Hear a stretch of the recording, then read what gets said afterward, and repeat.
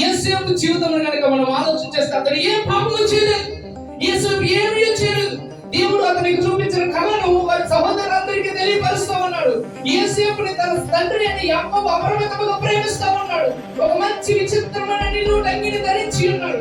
నిలువుటంగిని ధరించి ఉన్న తర్వాత మరొక దినములకు దూర ప్రాంతంలో గొర్రెలను మేపుకుంటూ వెళ్ళిపోయిన సమయంలో యాకోబు ఏమన్నాడంటే వారి యొక్క సమాచారమును క్షేమమును కనుక్కొని రానపోవని ముందుకు పంపించిన సమయంలో ఇదిగో వీడి కళ కట్టిన వాడు మన దగ్గరకు వస్తున్నాడు కనుక వీళ్ళు మనము చంపివేద్దాము, వీరి యొక్క బట్టలు మాత్రం తీసుకుని వెళ్ళి తండ్రికి చూపిద్దాం అనుకున్న సమయంలో రూబేను ఏం చేశారంటే వారు బాబు వీళ్ళ రక్తంలో చిందిపోతూ వీళ్ళ గుంటలో పడగలుగుతాం అన్నాడు.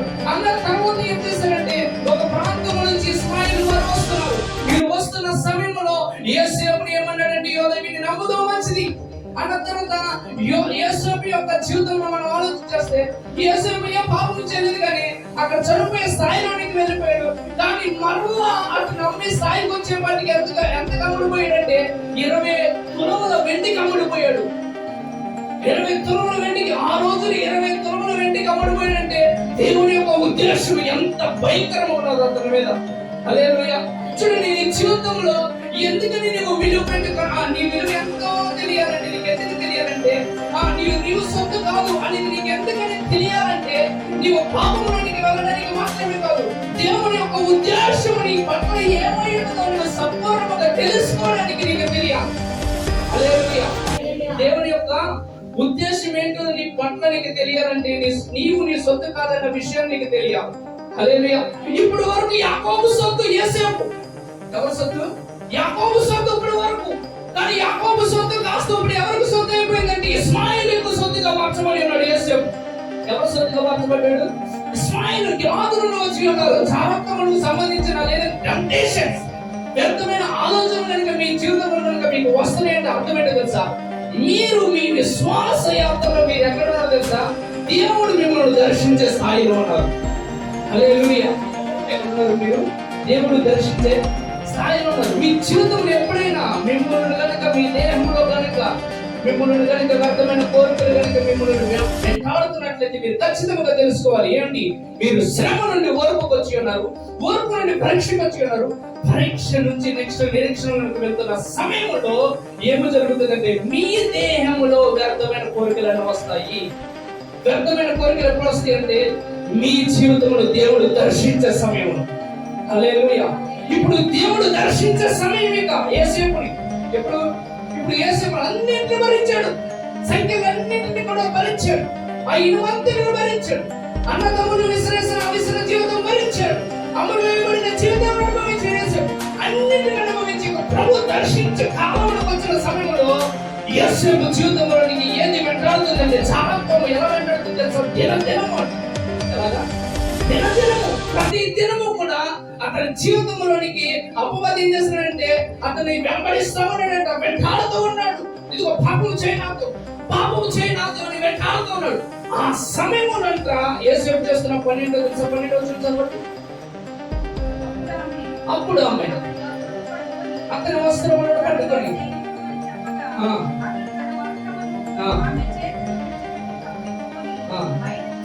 అబ్బా ఏం చేశాడంటే యేసేపు పారిపోయాను. ఒకసారండి పారిపోయాను. యేసేపు ఏం చేశాడంట? పారిపోయాను. చారత్వము చేయడానికి అవకాశం ఉన్నది. అమ్మువేయబడిన స్థాయిలోనికి వెళ్ళాడు. అతను దాసుడిగా నివసిస్తున్నాడు. ఒక్కసారి ఆమెతో పాపం చేసినట్లయితే రాజుడిగా జీవించే అవకాశం ఉన్నది.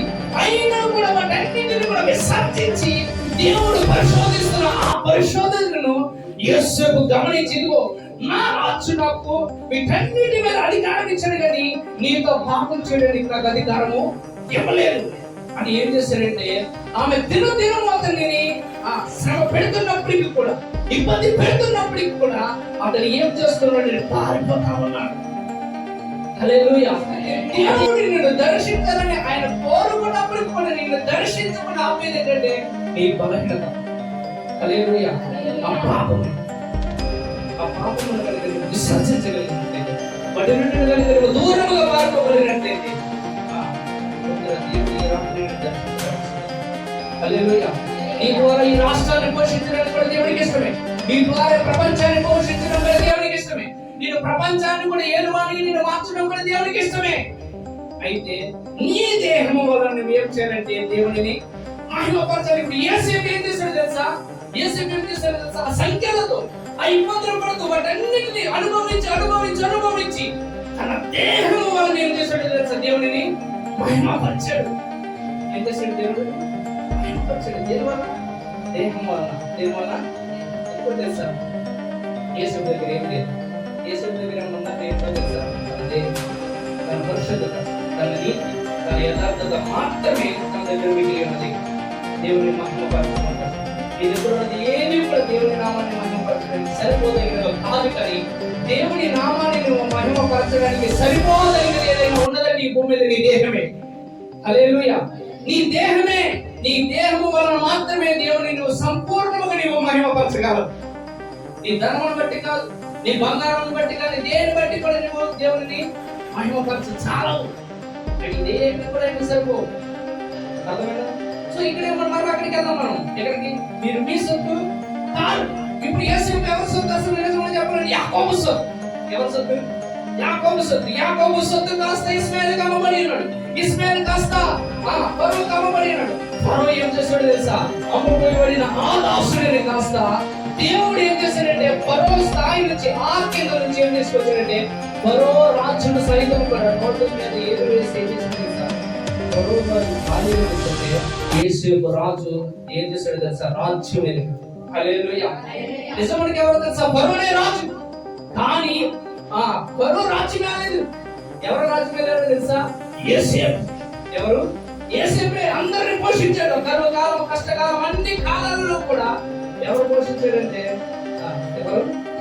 యేసేపే. హల్లెలూయా. ఆ విధముగా మీ జీవితంలో కూడా ఈ రాత్రి మార్చబడాలని మీరు ఆశ కలిగి ఉన్నారా? మీ జీవితంలో కూడా దేవుని ఈ దేహము ఇప్పటి వరకు కూడా ఏం చేస్తున్నాడు దేవుడు? ఈ దేహము, ఈ మంటి దేహము యందు దేవుడు మహిమైశ్వర్యము దాచించున్నాడంట. ఈ మహిమైశ్వర్యం నుంచి ఈ రోజు కనుక నీవు ఆలోచన చేయగలిగితే, ఈ రోజు నుంచి కనుక నీవు జీవించే ఈ భక్తి జీవితము దేవుడు న్యాయస్థానం ఎదుట నీవు నిలబడి ఉన్నప్పుడు ఏం చేస్తాడు తెలుసా? ఈ పాపములన్నీ నిన్ను కూడా క్షమించి వేసి యేసేపు అత్తుకున్నట్టు నిన్ను కూడా అత్తుకుంటాడు ఆయన. హల్లెలూయా. హల్లెలూయా. అందుకని ఆయన ఏం చేస్తాడు తెలుసా? నిజమైన పాపంలో పడి ఉన్న మనల్ని చూసి ఆయన మన సొత్తు, ఇక నువ్వు నీ సొత్తు కాదు, నువ్వు విలువ పెట్టి కొనబడిన వాడి అన్నాడు. ఎందుకంటే మన విలువ ఎంతంటే క్రీస్తు రక్తమంత. హల్లెలూయా. హల్లెలూయా. యేసేపు విలువ ఎంత తెలుసా? 20 తులములకు అమ్మబడ్డాడు. ఫరో రాజుకు 30 తులములు కనుక్కున్నాం, 30 తులములకు అమ్మబడి అన్నాడు. కానీ నీ విలువ ఎంత తెలుసా? ఈ రాత్రి క్రీస్తు రక్తమంత. హల్లెలూయా. కలువరి శిలువలో నీ కొరకు రక్తము కాచిన ఆ యేసయ్య రక్తమంతా నీ ప్రాణం యొక్క విలువ. అలాంటి విలువను తీసుకెళ్లి వ్యర్థమైన చారత్వమైన గమనిస్తావా? అమ్మ వేయడానికి విలువ లేదు. దేవుడు నీ కొరకు అంత విలువ, ఆయన నిన్ను విలువ లేని వాడిగా నిన్ను చూసి, నన్ను చూసి విలువైన ఆయన ప్రాణమును మన కొరకు అర్పించిన తర్వాత మనము ఇక మీదట ఉండకూడదట. హల్లెలూయా. ఈ దేహం యందు ఇక మీదట మన జీవితంలో ఎన్నడూ కూడా పాపమునకు మనం అవకాశం ఇవ్వకుండా బ్రతుకుదుము గాక. ఆమేన్.